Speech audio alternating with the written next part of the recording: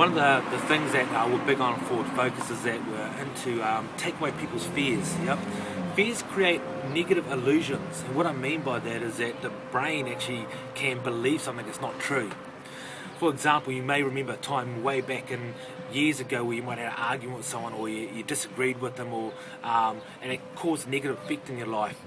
So years and years afterwards, when you saw them, you'd have all those emotions suddenly pop up, or their name was used, and all of a sudden you felt those feelings and that anxiety, or that anger, or the fear, or whatever it was.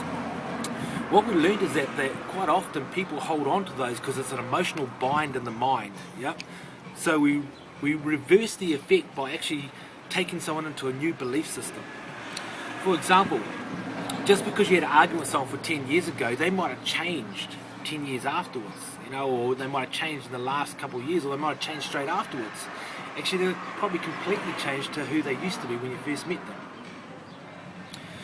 To add to that, you can change the image in your mind and the sounds in your mind about what actually happened. So if you go back to that situation, we had a young girl in one of our programs here at that situation. She was fearful of a girl. I said, I want you to imagine that girl.